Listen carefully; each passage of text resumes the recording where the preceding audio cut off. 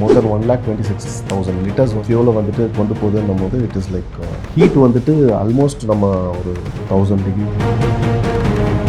அழகு தரும் மூலிகைகள், ஆரோக்கியம் தரும் மருத்துவர்கள். டாக்டர் ஸ்ரீவர்மாஸ். குறைந்த விலை, நிறைந்த தரம், தங்கள் தேவைகள் அனைத்தும் ஒரே இடத்தில். ஜெயச்சந்திரன். ஓஎம்ஆர்ல இதை விட பெஸ்டா எங்கேயும் இல்ல. வில்லா பிளாட்ஸ் இப்ப just 11.99 lakh முதல் தயிர் ஓஎம்ஆர் ரைட் ஆங்கிள் ப்ராப்பர்ட்டிஸ். மெய்டேன்றது ஐம் டூயிங் நத்திங், என்னால் எதுவுமே பண்ண முடியாது. இட்ஸ் அ டிஸ்ட்ரெஸ் கால் சொல்லுவாங்க. என் கையில் எதுவுமே கிடையாது. I'm doing my lost moments. அது ரெக்கவர் ஆகலாம், ஆக்சிடென்ட் ஆகலாம்ன்றது தான் ஃபைனல் கால். சமவெளியில் விழுந்திருந்தாலோ இல்லை ஒரு தண்ணியில் விழுந்திருந்தாலோ நம்ம வந்துட்டு ஒரு 60% ஆஃப் பீப்புள் ரெக்கவர் ஆகிருக்கும். கிராஃப்ட்டுக்கு ஆக்சிடென்ட் ஆகிறதுக்கு ஃபஸ்ட்டு ரீசன் வந்து கேட்டிங்கன்னா பைலட் எரர். ரெண்டாவது வந்துட்டு வெதர் கண்டிஷன்ஸ். அடுத்தது பார்த்தீங்கன்னா bird strike. Hot boxes manufacture that will not be டெஸ்ட்ராய்டுன்ற மாதிரி தான். அப்போ அதை மாற்ற முடியுமா? அதை மாற்றுவாங்களா? ஏன்னா இவங்க நேம் கெட்டு போய்டும், அவங்க நேம் கெட்டு போய்டும், அதை ஹைட் பண்ணுவாங்கன்னா அது முடியாது. ஏன்னா இட்ஸ் அன் இன்டர்நேஷ்னல் இஷ்யூ. இது 2 இன்ஜின் ஃபெயிலியர் இருக்குன்னு சொன்ன மாதிரி அந்த ஃபியூல் கட் ஆஃப் சான்சஸ் ஒன்று. ரெண்டாவது வந்துட்டு ஒரு இன்ஜின் கட் ஆஃப் ஆகிருக்கலாம். அப்படி கட் பண்ணும்போது அதை கட் பண்ணுறதுக்கு பதிலாக ஆன் கோயிங் இன்ஜின், டெட் இன்ஜினை கட் பண்ணுறதுக்கு பதிலாக ரன்னிங் இன்ஜினை கட் பண்ண லைவ் இன்ஜினை கட் பண்ணுறீங்க அப்படின்னா obviously it goes both engine problems. இன்னொரு கேசஸ் என்ன சொல்கிறாங்கன்னா ஃப்ளாப்ஸ் ரிட்ராக்ஷன். ஸோ 140, 150 நாட்ஸில் அவங்க டேக் ஆஃப் பண்ணுறாங்க அப்படின்னா அந்த ஸ்பீட் அட்டன் பண்ண உடனே அடுத்து ரொட்டேட் சொல்லுவாங்க. ஸோ இந்த ஸ்பீட் அட்டன் ஆகிடுச்சு, you can pull up aircraft, it's safe to take off அப்படின்னு. ஸோ கியர்ஸ் அப் பண்ணுறதுக்கு பதிலாக ஃப்ளாப்ஸ் அப் பண்ணியிருக்கோம். அப்படி பண்ணும்போது அந்த ஏர்க்ராஃப்டோட ஃபுல் லிஃப்ட்டுமே உங்களுக்கு கிடைக்கும். 1 minute 59 seconds, அவ்வளோதான். 59 secondsல aircraft is going down after take off. அது டேக் ஆஃப் ஆகி ஒரு 30 seconds வச்சுக்கணும். இன்னொரு 10 second 20 second அந்த பைலட் ரியலைஸ் பண்ணுறதுக்குள்ளே இட் இஸ் கோயிங் டவுன்.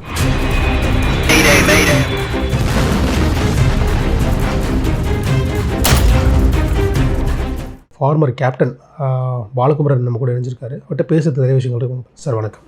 இந்த ஃப்ளைட் வந்து டெல்லியிலேருந்து இங்கே அகமதாபாத் வந்திருக்கு. அப்படிங்கிறப்போ இப்போ டெல்லியிலேயும் வந்து அந்த அந்த அந்த செக்லிஸ்ட், அந்த ப்ராசஸ் எல்லாமே நடந்திருக்கும் இல்லையா சார்? இதில் ஏதாவது டெக்னிக்கல் இஷ்யூஸ் இருக்கா, இல்லை என்னென்ன இருக்குது, எல்லாமே செக் பண்ணிட்டு தான் த்ரூ அவுட் வந்து டேக் ஆஃப் பண்ணியிருப்பாங்க. அதே மாதிரி இங்கேயும் பண்ணியிருப்பாங்களா? கண்டிப்பாக sir. Aircraft once full stop ஆகிடுச்சுனாலே, இன்ஜின் கட் ஆஃப் ஆகிடுச்சுனாலே நீங்கள் ப்ரொசீஜர்ஸ் முறையில் ரீகால் பண்ணணும். Pilot off to do the 360 வந்து ஃபுல் ஏர்க்ராஃப்டை வந்துட்டு விஷுவல் செக் பண்ணுவாங்க. லைக் உள்ளே உட்காந்துட்டு பார்க்காம விஷுவல் செக். ஒரு பைலட் வெளியே வந்து ஃபுல்லாக செக் பண்ணிட்டு தான் போவாங்க. ஏன்னா அங்கேருந்து ஒரு ரூட் ஃப்ளை பண்ணியிருக்காங்க இல்லையா, any damages could be there. So அதனால் வந்து ஒரு செக் பண்ணி தான் அந்த ப்ரொசீஜர்ஸ் படி தான் தே வில் ஸ்டார்ட் ஆகிடும் சார். ஓகே, அப்போ இங்கேயும் அந்த ப்ரொசீஜர் படி தான் போயிருக்கும். கண்டிப்பாக 100%. அந்த ப்ரொசீஜர்ஸில் ஃபைன் பண்ண முடிஞ்சிருக்காதா? விஷுவல் செக் தாண்டி சொல்கிறேன். அந்த மாதிரி எதுவுமே இல்லை. ஆக்சுவலி அந்த மாதிரி ஏதாவது ப்ராப்ளம்ஸ் இருந்திருந்தால் முன்னாடியே தெரிஞ்சிருந்திருக்கும். உங்களுக்கு ரன்வே வரைக்கும் போயிருக்க அவசியமே இல்லை இல்லையா? உங்களுக்கு இன்ஜின் ஒர்க் ஆகாமல் ரன்வே வரைக்கும் போகிறதுக்கான வாய்ப்புகள் இல்லை. இன்ஜின் ஒர்க் ஆகிருக்கு, எல்லாம் நல்லா தான் போயிருக்கு. அண்ட் டேக் ஆஃப் பண்ணி ஒரு 30 seconds 40 seconds 59 secondsல இட் ஃபால் டவுன்ன்றது தான் ரிப்போர்ட்டு. ஸோ 30 secondsல ஏர்க்ராஃப்ட் டேக் ஆஃப் ஆகுது. டேக் ஆஃப் ஆன உடனே aircraft it's going down. 1 minute 59 seconds, அவ்வளோதான். 59 secondsல aircraft is going down after take off. So after full throttle 59 secondsல ஏர்க்ராஃப்ட் இஸ் கோயிங் டவுன்னா அது டேக் ஆஃப் ஆகி ஒரு 30 seconds வச்சுக்கோங்க. இன்னொரு 10 second 20 second அந்த பைலட் ரியலைஸ் பண்ணுறதுக்குள்ளே இட் இஸ் கோயிங் டவுன். அவங்களுக்கு அந்த டிசிஷன் டைமே 20 seconds 10 seconds தான். So this is how it happen. ஏன்னா ஒரு ரெக்கவர் பண்ணுறதுக்கான ப்ரொசீஜர்ஸ் கூட அவங்களுக்கு டைம் கிடையாது. ஒருவேளை இன்ஜின் லாஸ் ஆகி இல்லை ஃப்ளாப்ஸ் ரிட்ராக்ஷன் ஆகி எதுனால ஃப்ளைட் இறங்குது அப்படின்னும் போது அடுத்த ப்ரொசீஜர்ஸ் ஏன் நிறைய பார்க்கும்போது என்ன சொல்கிறாங்கன்னா, அடுத்தது ஏன் என்ன பண்ணலை, எதுவுமே பண்ணலை, எமர்ஜென்சி ப்ரொசீஜர்ஸ் ஏன் எதுவும் ப்ரொசீட் பண்ணலை அப்படின்ற மாதிரி தான் சொல்கிறாங்க. பட் அதுக்கான டைமே இங்கே இல்லை.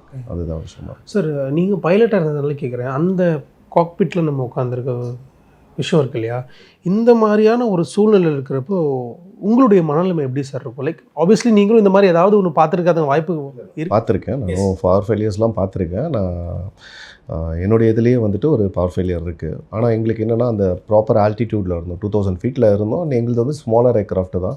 லேண்டிங் வரும்போது இன்ஜினில் வந்துட்டு ஒரு மேக்னெட்டோ போயிடுச்சு. ஸோ ப்ராப்பர் பவர் எங்களுக்கு கிடையாது. But we were safe landed, எந்த ப்ராப்ளமும் இல்லை. அந்த கிளைம் பண்ண இதே இன்சிடெண்ட் வந்துட்டு ஒரு 2000 3000 feetக்கு மேலே நடந்துருந்துச்சுன்னா ரெக்கவர் பண்ணியிருக்கலாம். இந்த 2009 2010 வந்துட்டு இந்த சலி கேப்டன் வந்துட்டு லேண்ட் பண்ணாங்க இல்லைங்களா, ஒரு ஏர்க்ராஃப்ட் பேர்ட் ஹிட். அது அவங்க 2000 feetக்கு மேலே போயிட்டாங்க. அப்போ வந்து பேர்ட்ஸ் வந்து ஹிட் பண்ணி அந்த ஏர்க்ராஃப்ட் இன்ஜின் ரெண்டும் power loss. But he safely landed in the water. So பைலட்டாக பார்க்கும்போது இது வந்து ஒரு ரொம்ப கிரிட்டிக்கலான சுச்சுவேஷன். இந்த இடத்துல எமோஷன்ஸ்க்கோ இல்லைனா வந்துட்டு டென்ஷனுக்கோ டைம் கிடையாது. We have to think about the procedures and think about recovering the situation. எவ்வளோ ஃபாஸ்ட்டாக அதுலேருந்து நம்ம going out bringing the passenger லைவ்ன்றது தான் ஒன்லி கன்சர்னாக இருக்கும். ஓகே. அண்ட் இந்த மேடே ஸோ இது வந்து இதுவுமே அந்த ஏர்க்ராஃப்டை வந்து விழுந்து நொறுங்கினதுலேருந்து இதுவுமே பேசப்பட்டிருக்கக்கூடிய ஒரு விஷயம். ஸோ மெய்டே வந்துட்டு எல்லா இண்டஸ்ட்ரியும் யூஸ் பண்ணுறதா, ஷிப்பிங்கில் கூட மெய்டே யூஸ் பண்ணுவாங்க. ஏவியேஷனை பொறுத்த வரைக்கும் emergency procedures and emergency pan சொல்லுவாங்க. ஏதாவது ஒரு எமர்ஜென்சி அப்படின்னா ஏர்க்ராஃப்டில் ஃபயர் ஆகுது, இல்லை ஏர்க்ராஃப்டில் ஏதோ டெக்னிக்கல் கிளிச் இருக்குது, ஏதோ ஒரு problem, but aircraft is still flying or else it can go land properly அப்படின்ற சுச்சுவேஷன் வரும்போது தி கோ ஃபார் எமர்ஜென்சி. மெய்டேன்றது ஐம் டூயிங் நத்திங், என்னால் எதுவுமே பண்ண முடியாது, இட்ஸ் அ டிஸ்ட்ரெஸ் கால் சொல்லுவாங்க. என் கையில் எதுவுமே கிடையாது, I'm doing my lost moments, அது ரெக்கவர் ஆகலாம், ஆக்சிடென்ட் ஆகலாம்ன்றது தான் ஃபைனல் கால். அவங்க மெய்டேன்றதை டிரான்ஸ்மிட் தான் பண்ணியிருக்காங்க, ஏடிசி ரிசீவ் பண்ணுறதுக்குள்ளே அவங்க இல்லை அங்கே. ஸோ இங்கே டிரான்ஸ்மிட் பண்ணுறாங்க, அதாவது டிரான்ஸ்மிட் பண்ணுறாங்க, மெய்டே கால் சொல்கிறாங்க தட் ஏர்க்ராஃப்ட் வந்துட்டு இட்ஸ் கோயிங் டவுன், அவ்வளோதான், இதுக்கு மேலே என்ன ஒன்றும் பண்ண முடியாதுன்னு. ஏன்னா அவங்க கையில் they don't have chances.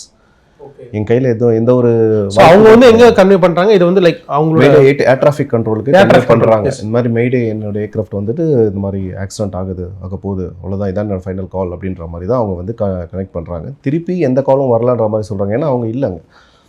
So அடுத்த நிமிஷம் கனெக்ஷன் வந்து லாஸ்ட் ஆகிடுது பிகாஸ் தே காட் பஸ்ட். அதான் 59 செகண்ட்ஸ். குடியிருப்பு பகுதிகளுக்குள்ளே விழுந்ததுனால தான் இவ்வளோ பெரிய ரியாக்ஷனாக இருந்துச்சு. சப்போஸ் இது வந்து ஒரு சமவெளி பகுதியோ ஒரு வாட்டரோ அந்த மாதிரி இருந்திருந்தா இவ்வளோ பெரிய ஒரு ஆக்சிடென்ட் இருந்திருக்கான்னு சொல்லப்படுச்சு, அது உண்மையா? கண்டிப்பாக சார், கண்டிப்பாக. இப்போ ரீசெண்டாக இருக்க எல்லா நியூ ஏர்போர்ட்ஸ், அப்டேட்டட் ஏர்போர்ட்ஸ்லாம் பார்த்தீங்கன்னா it is in the outside the சிட்டியை விட்டு வெளியே தான் எடுத்துகிட்டு போயிடுறாங்க எல்லாமே, பிகாஸ் ஆஃப் மெனி கன்சர்ன்ஸ். அதில் இது ஒரு கன்சர்ன், சேஃப்டி கன்சர்னும். உங்களுக்கு வந்துட்டு ஏர்க்ராஃப்ட் டேக் ஆஃப் அந்த டிஸ்டன்ஸ் பார்த்தீங்கன்னா எல்லா ரன்வேவும் 3.5லேருந்து 4 கிலோமீட்டர்ஸ் வரைக்கும் வச்சுருக்காங்க. அதை தாண்டி எக்ஸ்டெண்டட் பிளேஸும் வச்சுருப்பாங்க. ஸோ அவுட் சைட் சிட்டியில் இருக்கும் போது உங்களுக்கு இதுக்கான லிமிடேஷன்ஸ் கொஞ்சம் ஜாஸ்தியாக இருக்கும், நம்ம கம்மியாக இருக்கும், ஆக்சிடென்ட் ஆகிறதுக்கு கம்மியாக இருக்கும்.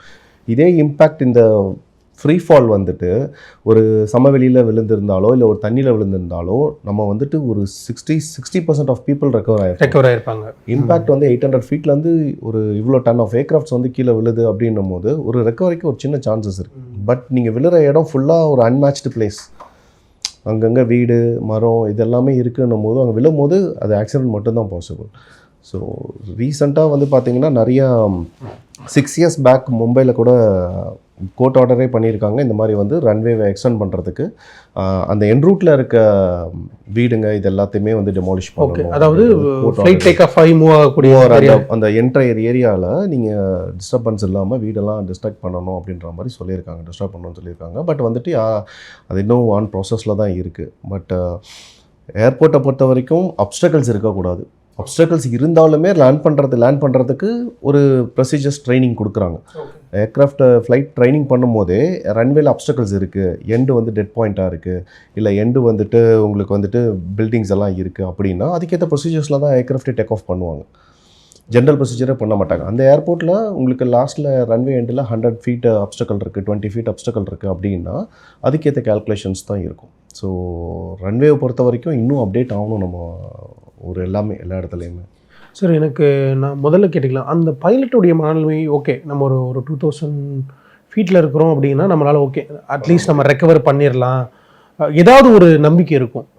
ஒரு ஃப்ராக்ஷன் ஆஃப் செகண்ட்ஸ் தான் அப்படிங்கிறப்போ அவங்களுக்கு தெரியுது கண் முன்னாடி அவங்களோட மரணம் தெரியும். ஸோ ஆஸ் அ பைலட்டாக எப்படி சார் இருக்கும் அந்த சிச்சுவேஷன்ஸ் அப்படிங்கிறது? அந்த சிச்சுவேஷனில் வந்து யாரும் எஸ்கேப் ஆகணும்னு நினைக்க மாட்டாங்க.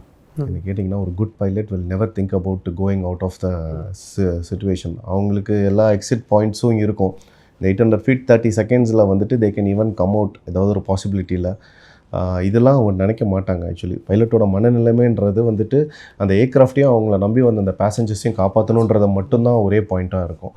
பட் அது முடியல, இப்போ ஹிட் ஆக போகுதுன்ற அந்த ஒரு 2 செகண்ட் முன்னாடி இருக்குது பார்த்தீங்களா, என்னால் எதுவும் பண்ண முடியல, அவ்வளோதான். அந்த 2 செகண்ட்ஸ் என்னும் போது தான் வந்துட்டு அவங்க ஃபேமிலி நிறைய தாட்ஸ். கண்டிப்பாக இவ்வளோ பேசஞ்சர்ஸ் அவங்க ஃபேமிலியும் தேர் ஆல்சோ ஃபேமிலி இல்லை. So they have a family. எல்லாருமே ஈவினிங் வருவேன் ஏதாவது பிளான் பண்ணி வச்சுருப்பாங்க, மெனி திங்ஸ் கூட. ஸோ இந்த சிச்சுவேஷன்றது வந்துட்டு அவருக்கு அந்த பைலட்டோட மனநிலைமையில் வந்து பார்க்கும்போது அவங்க ஃபேமிலியே திங்க் பண்ணுறதுக்கு அவருக்கு அந்த லாஸ்ட் 2 செகண்ட்ஸ் தான். மற்ற சிச்சுவேஷன்ஸில் கூட வேறு ஏதாவது ஓகே ஒரு ½ hour நினச்சிட்டு பேசஞ்சர்ஸ் கூட இறங்குதுன்ற போது அவங்க வந்து ப்ரே பண்ணுறாங்க, இது பண்ணுறாங்க. இங்கே ப்ரேயிங்கு கூட டைம் கிடையாது, ப்ரேயர்ஸ்க்கு கூட டைம் கிடையாது. இங்கே வந்துட்டு ப்ரொசீஜர்ஸ் என்ன பண்ண முடியல, ஓகே ஃபைன், இப்போ இங்கே கிரவுண்டு தெரியுது, அவ்வளோதான், திஸ் இஸ் மை லாஸ்ட் அப்படின்னு சொல்கிறது வந்து இந்த லாஸ்ட் 2 செகண்ட்ஸ். அந்த டைம் ஒரு நிமிஷம் நினச்சி நீங்கள் சொன்ன மாதிரி ஒரு 2000 ஃபீட்லேயோ வேறு எங்கேயாவது நடக்குது அப்படிங்கிறப்போ at least they can able to convey the message message convey பண்ணலாம், இல்லை இதுதான் லாஸ்ட் கால்ன்றதை வந்துட்டு அவங்க சொல்லலாம். அந்த கேசஸ்லாம் நிறைய நடந்திருக்கு. அவங்க ரிப்போர்ட்ஸ் மெசேஜ் அனுப்பிச்சிருக்காங்க சார். அண்ட் நான் ஒரு வீடியோ பார்த்துருந்தேன், லைக் நம்மளோட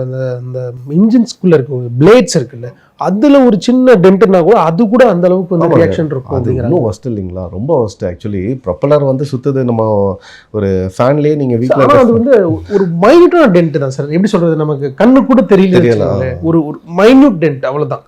ஃபேன் இப்போ நம்ம வீட்டில் இருக்க ஃபேன் இருக்குங்களா, ஒரு சின்ன ஒரு பெண்டு கொடுத்துட்டு நீங்கள் சுற்றி பாருங்கள், அந்த ஃபேன் ஷேக் ஆக ஆரம்பிச்சிடும் ஃபுல்லாக. ஓகேங்களா, அப்போ இவ்வளோ பிளேட்ஸ் வச்சுருக்க ஒரு டர்பைனில் வந்துட்டு நீங்கள் ஒரு சின்ன டென்ட் இருக்குன்னா அடுத்த நிமிஷம் வந்து அந்த அதோடைய இது ஆட ஆரம்பிச்சிடும்.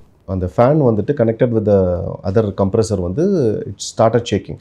அந்த ஷேக் கம்ப்ரெசர் ஷேக், அப்புறம் வந்து இன்ஜின் லாஸ், கம்பஷன் சாம்பர் எல்லாத்தையுமே இட் பேக்ஸ் என்ன சொல்கிறது, ஒரு டெஸ்ட்ரக்ஷன் கொண்டு போயிடும். ஓகே, இவ்வளோ சென்சிட்டிவான, ரொம்ப சென்சிட்டிவ் ஏர்க்ராஃப்டை பொறுத்த வரைக்கும். ஈவன் லேண்டிங் கூட வந்துட்டு வராங்க, ஒரு வாட்டி லேண்ட் பண்ணுறாங்கன்னா அந்த டயர்ஸ்க்கு இத்தனை லேண்டிங்ஸ் தான் இருக்குது. அந்த டயர்ஸ் 8 லேண்டிங்ஸ் 10 லேண்டிங்ஸ், பெரிய பெரிய ஒயிட் பாடி ஏர்க்ராஃப்ட்லாம் வந்து பார்த்தீங்கன்னா இவ்வளோ தான் லேண்டிங்ஸ் லிமிட்டேஷன் கொடுத்துருப்பாங்க. அதுக்கப்புறம் இமீடியட்டாக டயர் சேஞ்ச் தான், there is no go. And ஏர்க்ராஃப்டோடைய எக்யூப்மெண்ட்ஸ் எல்லாம் பார்த்தீங்கன்னா எதுவுமே சர்வீஸபிள் கிடையாது, எல்லாமே சேஞ்சபிள். ஒரு சர்டன் டைமுக்கு அப்புறம் தே ஹாவ் டு சேஞ்ச். அதுக்கு ஒரு லிமிட்டேஷன் கொடுத்துருப்பாங்க, அதை தாண்டி you have to change the எல்லா ஸ்பேர்ஸையும். சார், நம்ம I think off the camera நம்ம டிஸ்கஸ் பண்ணிட்டு நம்ம பேசணும் அந்த ஃபியூவல் பற்றி. லைக் வந்து ஒரு ஃப்ளைட் லிஃப்ட் ஆகி போயிது, லைக் அது கிரவுண்டை டச் டவுன் பண்ண உடனே அவ்வளோ ரியாக்டிவாக பர்ஸ்ட் ஆச்சு. அதோட ஹீட்டு தான் உள்ளே இருக்கிற எல்லாருமே இதாச்சா, லைக் இட்ஸ் இந்த கேபின்குள்ளே இல்லைங்களா, அதாவது பேசஞ்சர் ஃபியூல் வந்து விங்ஸில் இருக்குது, எப்படி பேசஞ்சர்ஸ் அஃபெக்ட் பண்ணாங்கன்றது வந்து நம்ம பார்க்குறோம். ஸோ அப்படி பார்க்கும்போது ஏர்க்ராஃப்ட் டேக் ஆஃப் ஆகுது, போகுது, எல்லாம் ஓகே, இன்ஜின் ஸ்டாப் ஆகிடுச்சு, இல்லை இன்ஜின் ஷட் டவுன் ஆகிடுச்சு. நம்ம போய் லேண்ட் பண்ணும்போது ஆப்வியஸ்லி உங்களுக்கு ஃபியூஸ்லாஜ் எல்லாம் பிரேக் ஆகும். எப்படி விங்ஸ் உடையுதோ அதே மாதிரி தான் ஃபியூஸ்லாஜும். ஃபியூஸ்லாஜ் கொஞ்சம் உடைக்கும் போது உங்களுக்கு எத்தனை பார்க்கணும், இதுலேயே பார்த்தீங்கன்னா ஒரு டைல் மட்டும்தான் வந்து ஹாஸ்டல் மேலே இருக்குது, மீடிய பார்ட்ஸ் எல்லாம் வேறு இடத்துல இருக்குது, எரிஞ்சிருக்கு. ஸோ அப்படி விழும்போது ஃபியூல்ஸ் ஃபுல்லாக ஸ்ப்ரெட் ஆகி என்டையர் பேசஞ்சர்ஸையுமே பர்ன் பண்ணியிருக்கோம். கார் இந்த மாதிரியான விஷயங்களையும் நம்ம வந்து அவ்வளோ ஒரு விஷயம் எடுத்து இப்போ அவ்வளோ சேஃப்டி மெசேஜ் எல்லாமே கொண்டு வர்றாங்க. ஒரு ஏர்க்ராஃப்ட் அப்படின்னு வர்றப்போ இந்த ஃபியூல் அவ்வளோ சென்சிட்டிவ்னு தெரியும். ஏன்னா நீங்கள் சொன்னீங்க it's white petrol. So normal ஆட்டோமொபைல்ஸில் யூஸ் பண்ணுற ஃபியூல்லாம் பார்த்தீங்கன்னா இட்ஸ் லைக் 70-80 ஆக்டன் தான் இருக்கும் அந்த ஃபியூல். மேக்ஸிமம் 90 ஆக்டன் ஃபியூல் தான் கிடைக்கும். இங்கே பார்த்தீங்கன்னா 110 100 LL இந்த மாதிரி ஹை ஆக்டன் ஃபியூவல். இது வந்து பார்த்திங்கன்னா இப்போ நார்மல் பெட்ரோல் டேங்க் ஓப்பன் பண்ணி நம்ம பண்ணும்போது உங்களுக்கு எவாப்ரேஷன் தான் இருக்கும். பட் இங்கே வந்து பார்த்திங்கன்னா இதை ஓப்பன் பண்ண அடுத்த நிமிஷமே எவாப்ரேட் ஆகும். ஹீட் ரெசிஸ்டன்ஸ் ஏதாவது பக்கத்தில் இருக்குன்னா பேர்ன் ஆகிறதுக்கான 50% சான்சஸ் இருக்குது. Highly inflammable. நீங்கள் அந்த லாரியிலே போட்டிருப்பாங்க ஹைலி இன்ஃப்ளேமபிள்ன்ட்டு. ஸோ அதனால் வந்துட்டு அந்த ஃபியூல் வந்து ரொம்ப ஹை சென்சிட்டிவ். ஸோ இப்போ கீழே விழுதுன்னும் போது அது சும்மா நீங்கள் அவுட்டர் அட்மாஸ்பியருக்கு எக்ஸ்போஸ் பண்ணாலே அது ஃபயர் ஆகுன்றதுன்னும் போது இவ்வளோ இம்பேக்டோட கீழே விழும்போது ஒரு ஸ்பார்க் கூட வராது. ஸ்பார்க் வரணும்னு அவசியமே கிடையாது. இப்போ பர்டிகுலராக அந்த ஃபியூலுக்கு ஸ்பார்க் வரணும், இக்னைட் பண்ணணுன்றதுக்கு அவசியம் கிடையாது. Okay sir. ஸோ அப்படிங்கிறப்போ அந்த பேசஞ்சர் கம்பார்ட்மெண்ட்ஸும் இன்னுமே நம்ம லைக் ஒரு சேஃப்டியாக கொண்டு வந்திருக்கலாம். ஆர் வந்து அந்த ஹீட் ரெசிஸ்டன்ஸுக்கு கூடியதாக. கண்டிப்பாக சார். ஹீட் ரெசிஸ்டன்ஸ் இது வந்து ஒரு லேமன் பாயிண்ட் ஆஃப் வியூலேருந்து இப்போ நான் 2-3 நாளாக இது வந்து ட்விட்டர்ஸ் அண்ட் வெளில பார்க்குறப்போ இதெல்லாம் வந்து ஒரு காமன் பப்ளிக் பாயிண்ட் ஆஃப் வியூலேருந்து வைக்கக்கூடிய ஒரு டிஸ்கஷனாக இருக்குது இதெல்லாம். ஓகே, அதாவது ஹீட் ரெசிஸ்டன்ஸ் அந்த ஃபியூஸ்லாஜை வந்துட்டு இன்னும் டைட்டாக கொண்டு வந்து மேனுஃபேக்சர் பண்ணிக்கலான்றீங்க. அது எல்லாமே காம்போசிட் சொல்லுவாங்க. அவங்களோட கான்செப்ட் ஆஃப் ஃப்ளைங் வந்து எவ்வளோ அந்த ஃப்ளைட்டோட வெயிட்டை கம்மி பண்ண முடியுமோ அதுக்கு தான் இம்பார்ட்டன்ஸ் கொடுப்பாங்க. நீங்கள் இப்போ அதுக்கு சேஃப்டி மெஷருக்கு நீங்கள் கொடுக்க முடியும். பட் இன்னும் ஹெவி வெயிட் கொடுத்தீங்கன்னா ஏர்க்ராஃப்ட் லிஃப்ட் ஆகிறது இல்லை, உங்களுக்கு லிஃப்ட் ஆகிறது வெயிட் இன்க்ரீஸ் ஆகிடும். ஸோ அதனால் ஹை ரெசிஸ்டன்ஸ் தான், அதுவும் உடையிற பொருள் கிடையாது, எல்லாமே ஹை ரெசிஸ்டன்ஸ். இரும்புக்கு ஈக்குவலான சப்ஸ்டன்ஸ் தான் அதில் கொடுத்துருக்காங்க. ஹை ரெசிஸ்டன்ஸ் சப்ஸ்டன்ஸ் தான் கொடுத்துருக்காங்க, காம்போசிட் தான் கொடுத்துருக்காங்க அதில். ஸோ அப்படி இருந்தும் இட் இஸ் ஹேப்பனிங். இம்பேக்டும் பெருசு இல்லைங்களா. டன் ஆஃப் வெயிட் வந்துட்டு நீங்கள் ஒரு சின்ன கல்லை ஒரு ஸ்விம்மிங் பூலில் போகிறதுக்கும் ஒரு பெரிய கல்லை ஸ்விம்மிங் பூலில் போகிறதுக்கும் டிஃப்ரென்ஸ் இருக்குது இல்லைங்களா. இம்பேக்ட் வெயிட்டை பொறுத்தது. ஸோ அப்படி இருக்கும்போது உங்களுக்கு என்ன நீங்கள் மேக்ஸிமம் இன்னும் டைட்டாக பில்ட் பண்ணால் கூட இந்த இம்பேக்ட்டுக்கு அது தாங்குமான்னு கேட்டால் ஹீட் சார் ப்ரொடியூஸ் ஆகிருக்கும். ஏன்னா 58,000 litres something actually 1 lakh litres 1 lakh litres more than 1,26,000 litres வந்துட்டு அந்த ஏர்க்ராஃப்டால் கொண்டு போக முடியும். அது ஃபுல் டேங்க்கில் தான் இருக்குது. So nearly 1,000 tons almost. So அவ்வளோ ஃபியூலை வந்துட்டு கொண்டு போகுதுன்னும் போது இட் இஸ் லைக் ஹீட் வந்துட்டு ஆல்மோஸ்ட் நம்ம ஒரு 1000 டிகிரி ஒரு அன்இமேஜினபிள் தான். அவ்வளோ ஹீட்டில் நீ அந்த இதுலேயே லேண்டிங் பண்ணுற இதுலேயே பார்க்க முடியுது இல்லைங்களா, கீழே பஸ்ட் ஆகிட்டு அந்த ஃபஸ்ட்டு கிடச்ச ஃபுட்டேஜில் ஒரு ஃபயர் வந்துட்டு அவ்வளோ ஹைட்டு வரைக்கும் வருது. புகை வர்றது வேறு, ஃபயர் வருது. அந்த இம்பேக்ட்டுக்கு அப்புறம் ஃபயரையும் நீங்கள் இவ்வளோ ஹைட்டில் பார்க்க முடியும். 100 ஃபீட்டில் ஃபயர் வருதுன்னா அப்போ கீழே எவ்வளோ ஃபியூல் இருக்கும் யோசிச்சு. எனக்கு இமேஜினே பண்ண முடியல சார். அங்கே இருக்க பீப்புள்ஸ் அதை எப்படி அதை கோ த்ரூ அவங்க கண்டிப்பாக சார் அது வந்து ரொம்ப வாஸ்ட் ஆக்சுவலி. ஸோ உயிர் இருக்கும்போதே அப்படியே கண்ணை மூடிட்டு அவங்க ஃபயரில் தான் குதிக்கிறாங்கன்றது வந்து அவங்களுக்கு அடுத்த அவங்க ஆக்சிடென்ட் ஆகுதுன்றது ஃபஸ்ட்டு பாயிண்ட்டு. செகண்ட் ஃபயரில் ஆக்சிடென்ட் ஆகிறோன்றது அவங்களுக்கு செகண்ட் தான் தெரியும். ஃப்ளாப்ஸும் ஒரு விஷயமா இதில் வந்து சொல்லப்படுது. பட் இன்னும் அஃபிஷியலி வந்து எதுவுமே ஒரு ஒரு ஒரு பாயிண்ட்டுக்கு வரல. அப்படிங்கிறப்போ இந்த ஃப்ளாப்ஸுக்கு சேஃப்டி மெஷர்ஸோ ஒரு சேஃப்டி கன்சர்ன்ஸ் அந்த மாதிரி எதுவுமே இருக்காது? Good question. ஆக்சுவலி ஃப்ளாப்ஸை பொறுத்த வரைக்கும் இனிஷியல் ஸ்பீடு பேசிக் ஸ்பீடில் டேக் ஆஃப் பண்ணுற ஸ்பீடில் உங்களுக்கு வந்து ரிட்ராக்ட் பண்ணால் அது ரிட்ராக்ட் ஆகும். இட் இஸ் மீன்ஸ் அந்த ஒரு 140 knots அந்த டேக் ஆஃப் ஸ்பீடில் ஆமாம் less than take off speed பண்ணுறாங்கன்னும் போது அந்த டைமில் ரிட்ராக்ட் பண்ணும்போது அந்த ஃப்ளாப்ஸ் ரிட்ராக்ட் பண்ண முடியும். அதே அந்த ஃப்ளாப்ஸ் வந்துட்டு உங்களுக்கு வந்துட்டு இப்போ ஒரு நல்ல ஸ்பீடில் போயிட்டுருக்கு ஏர்க்ராஃப்ட் ஒரு 600 knots 700 knots இல்லை 900 km ஸ்பீடில் போயிட்டு இருக்கு அப்படின்னும் போது அந்த ஃப்ளாப்ஸை ரிட்ராக்ட் பண்ணுறதுக்கு நீங்கள் அந்த ஸ்விட்சை ஆன் பண்ணால் உங்களுக்கு வார்னிங் சவுண்ட் வரும். பண்ணக்கூடாது, இது தப்பாக பண்ணுறீங்க அப்படின்ற வார்னிங் சவுண்ட் வரும். பட் அது ஹை ஸ்பீடில் தான், லோ ஸ்பீடில் கிடையாது. ஸோ லோ ஸ்பீடில் பண்ண முடியும், ஹை ஸ்பீடில் பண்ண முடியாது. ஏன்னா அந்த மேனுஃபேக்சரிங் இப்போ மேபி இனிமேல் மாற்றுறதுக்கான சான்சஸ் இருக்குது இனிமேல் டேக் ஆஃப் டைமில். பட் டேக் ஆஃப் சில கண்டிஷன்ஸில் வித்தவுட் ஃப்ளாப் பண்ணுவாங்க. பட் அது வந்துட்டு அதான் கண்டிஷன்ஸை பொறுத்து, அந்த ரன்வே கண்டிஷன்ஸு, ஏர் கண்டிஷன்ஸ், அட்மாஸ் பண்ணுவாங்க. அது வந்து மேனவரிங்ஸ் செக் பண்ணுறதுக்கோ இல்லை ஏதாவது டெஸ்ட் ஃப்ளைட் பண்ணுறதுக்கோ அந்த மாதிரிலாம் பண்ணுவாங்க. பட் பேசஞ்சரை கூட்டிகிட்டு இவ்வளோ லோடில் ஃப்ளை பண்ணுறாங்கன்னும் போது இது இப்படி தான் இருக்கும். ஸோ மேபி செக்லிஸ்ட் இன் ஃபியூச்சர்ஸில் ஏதாவது இதை வச்சு ஒரு அப்டேட் ஆகலாம். பட் வந்துட்டு ஹை ஸ்பீடில் நீங்கள் என்ன பண்ணாலும் பண்ண முடியாது. இந்த ஃப்ளாப்ஸ் வந்து இமீடியட்டாக வார்னிங் சவுண்ட் கொடுக்கும். அது பண்ணாது. இட்ஸ் ஃப்ளைட் ப்ரொடெக்ஷன் சிஸ்டம் சொல்லுவாங்க. அது வந்து உங்களுக்கு இட் வில் நாட் ஒர்க். ஒரு ஏர்க்ராஃப்டோட லைஃப் டைம்ங்கிறது என்ன சார்? ஸோ ஏர்க்ராஃப்டோட லைஃப் டைம் வந்து பேஸ்ட் ஆன் ஹவர்ஸ். நம்ம நார்மலாக சொல்கிற மாதிரி தான் first come first hours first வருதா இல்லை இயர்ஸ் ஃபர்ஸ்ட் வருதான்ற மாதிரி. ஸோ எவ்வளோ ஹவர்ஸ் ஆமாம் எவ்வளோ ஹவர்ஸ் ஃப்ளை ஆகிருக்குன்றதை பொறுத்து தான். இன்னும் நிறைய ஓல்டு இன்சிடென்ட்ஸ்லாம் பார்த்தீங்கன்னா நம்ம யூடியூப்லேயே கிடைக்கும், ஆன்லைன்லேயே கிடைக்கும். நீங்கள் பழைய நம்ம ஏர் இண்டியா ஏர்க்ராஃப்ட்ஸ் எல்லாம் பார்த்தீங்கன்னா it's all very old aircraft. அதுக்கப்புறம் இப்போ ரீசெண்டாக ஒரு 10-15 years முன்னாடி தான் எல்லாத்தையும் ரீப்ளேஸ் பண்ணி இப்போ எல்லாமே நியூவாக தான் இருக்குது. அதுக்கு முன்னாடிலாம் அங்கே ரிட்டையர் ஆன ஏர்க்ராஃப்ட்டை வாங்கியெல்லாம் ஃப்ளை பண்ணியிருக்காங்க. அந்த கண்டிஷனில் இப்போ அந்த காலத்தில் ஏர் இண்டியான்னு நான் மென்ஷன் பண்ணலை, ஜென்ரலாக ஒரு யூஸ்ட் ஏர்க்ராஃப்ட்டை நிறைய ஏர்லைன் யூஸ் பண்ணியிருக்காங்க. யூஸ்ட் ஏர்க்ராஃப்ட்டை ஃப்ளை பண்ணுறது அவங்களோட லேண்டிங் எக்ஸ்பீரியன்ஸ்லாம் கேட்டிங்கன்னா எல்லாம் பயப்படுவாங்க. லேண்ட் பண்ணும்போது அந்த ஏர்க்ராஃப்டே உதரும், எல்லாமே ஆடும், சவுண்ட் பயங்கரமாக இருக்கும். டேக் ஆஃப் பண்ணும்போதும் ஒரு வைப்ரேஷன்ஸ் இருந்துக்கிட்டே இருக்கும். இதெல்லாமே ரிட்டையர்ட் ஏர்க்ராஃப்டாக ரீயூஸ் பண்ணுறதான். ஸோ அதுக்கான கண்டிஷன்ஸை கொடுத்துட்டு கவர்மெண்ட்டுக்கு சப்மிட் பண்ணிவிட்டு அவங்க they can use it. There is nothing wrong. But அதை விட அவங்க நிறைய ப்ரிகாஷன்ஸ் எடுக்கணுன்றது தான் மெயின் திங். ஸோ இந்த ஏர்க்ராஃப்டெல்லாம் பார்த்தீங்கன்னா வந்துட்டு வெரி நியூ ஏர்க்ராஃப்ட்ஸ். இந்த ஏர்க்ராஃப்ட்ஸோடைய லைஃப் டைம் பார்த்தீங்கன்னா ஒரு 10 yearsலேருந்து 20 years மோர் தென் தட் தான். அண்ட் அதுக்கு டைம் ஃப்ரேம் வந்துட்டு ஹவர்ஸ்லேயே கொடுத்துருப்பாங்க.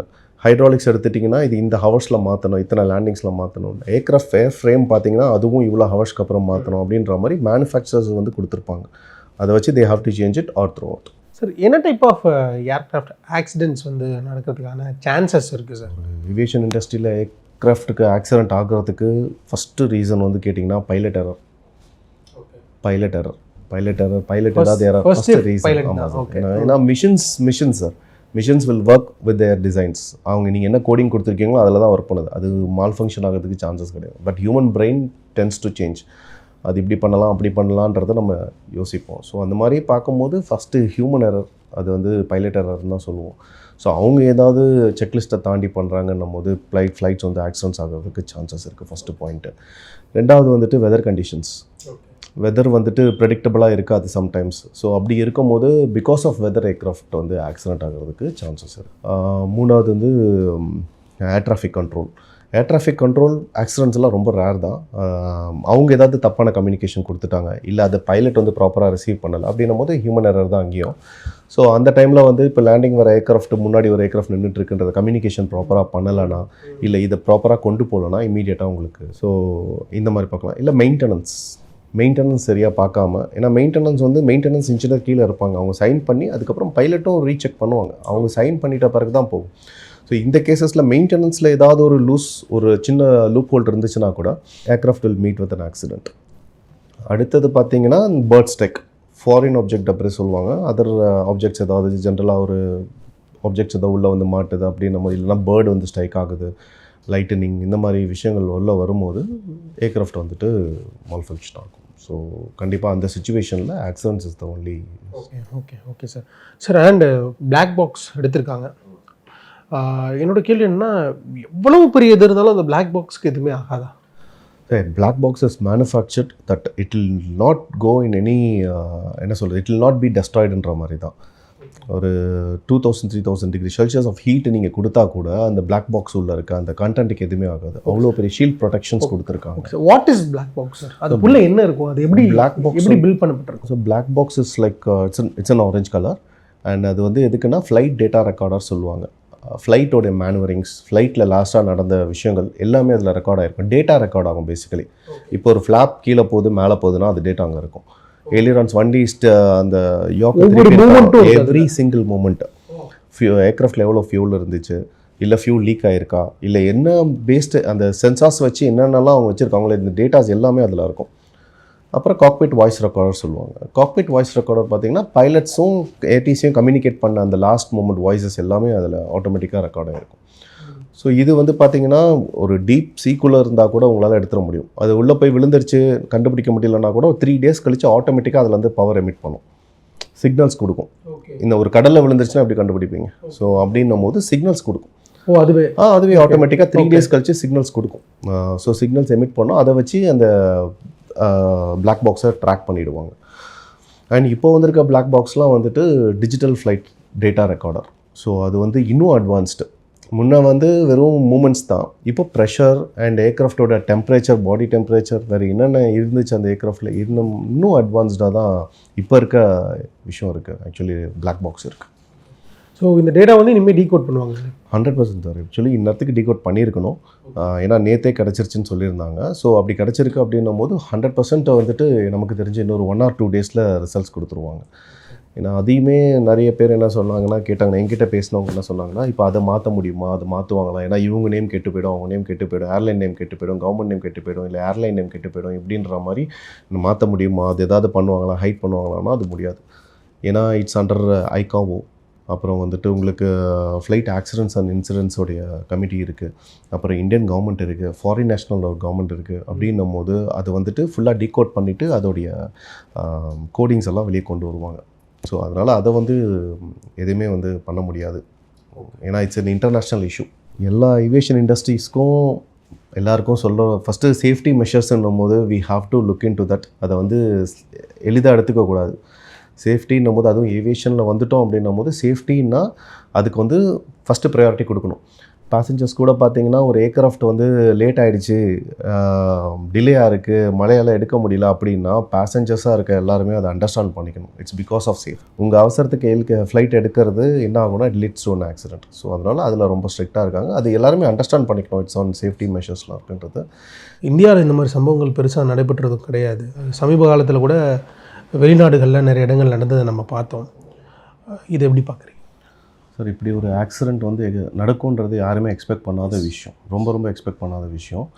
அதுவும் ஒரு நியூ டைப் ஆஃப் ஏர்க்ராஃப்ட், ஒரு பழைய டைப் ஆஃப் ஏர்க்ராஃப்ட் இருக்குது, அவுடேட்டட் ஏர்க்ராஃப்ட் இருக்குது அப்படின்ற மாதிரி இருந்தால் கூட நம்ம சொல்லலாம் இதெல்லாம் எக்ஸ்பெக்டேஷன்ஸ் தான். பட் ஒரு நியூ டைப் ஆஃப் ஏர்க்ராஃப்டில் எல்லா டெக்னாலஜிஸும் இவ்வளோ நல்லா வளர்ந்து வந்துட்டுருக்கு அந்த நேரத்தில் இப்படி ஒரு ஆக்சிடென்ட் நடக்குதுன்றது வந்துட்டு ஓகே. ஆக்சுவலி ஏர் இந்தியா இது வந்து பழைய ஏர்க்ராஃப்ட் அப்படிங்கிற மாதிரி தானே சார் சொல்லிட்டு 14 years old ஏர்க்ராஃப்ட் தான்.